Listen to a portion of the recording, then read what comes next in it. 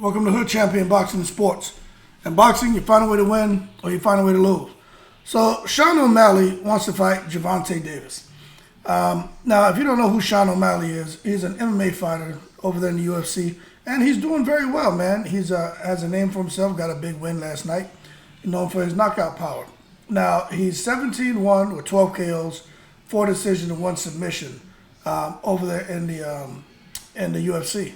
But this is the thing, right? I don't know if Dana White would allow the crossover bout. You know how Dana White is about his contracts, and you know how he is about, MMA fighters going over to face boxers and not being able to, submit, use knees, etc.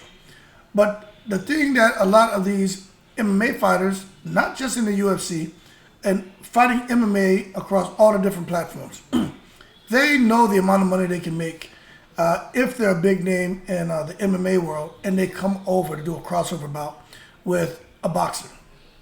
Conor McGregor tripled, quadrupled his net worth fighting Floyd Mayweather. Nate Diaz made more money in one fight than he made his whole career, or what he made in his whole career, he made it in one fight fighting Jake Paul.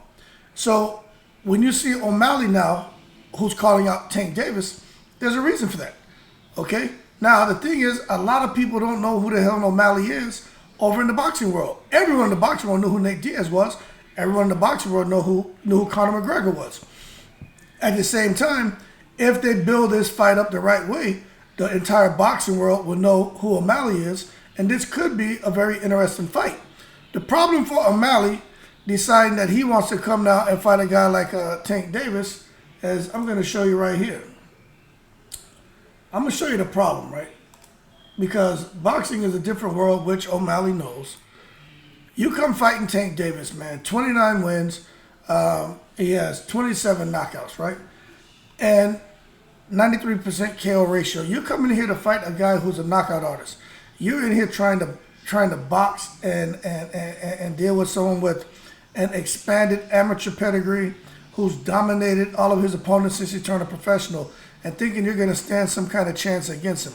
I'd have to tell O'Malley, man, to hold his horses, not take it to the stupid, but at the same time, come and get your money, man. I think all those guys deserve to make a bunch of money. I will say this, that MMA world is a tough world, man. Those guys getting elbowed, getting kneed, getting punched, getting bones broken, getting choked out. They get hurt, man. They get hurt badly, but that's the fight, that's the sport they love, and it's their choice. But they just don't seem to be making the kind of money that I think they deserve, especially when guys, you're talking about boxers putting their life on the line. The stuff that these MMA guys are going through and put their stuff through, they definitely put their life on the line. But that being said, with O'Malley talking about fighting Tank Davis, I just think he needs to really be careful. You look at Nate Diaz and Jake Paul, and Nate Diaz had a really good run against Jake Paul. He didn't get the win, but he had some moments. But don't for a second think that this guy O'Malley fighting Geronta Davis is going to reflect Nate Diaz against Jake Paul. Look, Jake Paul is not Geronta Davis, okay? Jake Paul is not Mayweather. And to sit here and look at what Tyson Fury is about to do with Ngannou, a guy from the MMA world, don't for a second think that Francis Ngannou is going to go in here and outbox Tyson Fury. It's just not going to happen. Does he have the puncher's chance? Yes, he does. He's a big man with long reach and extremely powerful and durable. So he has the puncher's chance. It's a battle of attrition. Francis Ngannou's been working in the damn coal mines, or I don't know. He's doing something where he was digging a whole lot as a young man. But nonetheless, he has freakish power and freakish stamina. But it'd be a fool to sit there and bet on Francis Ngannou to beat Tyson Fury. But then again, they're looking at how much money that Francis Ngannou is making.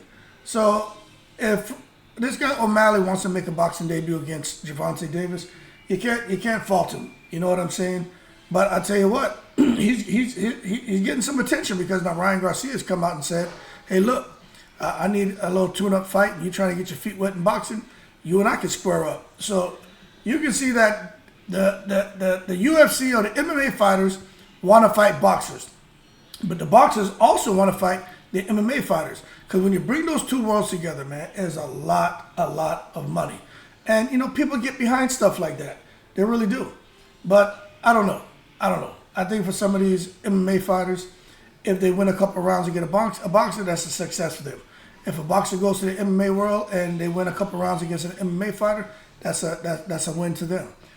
But at the end of the day, the ultimate win is seeing an 8-figure check presented to you and having that money deposited into your account.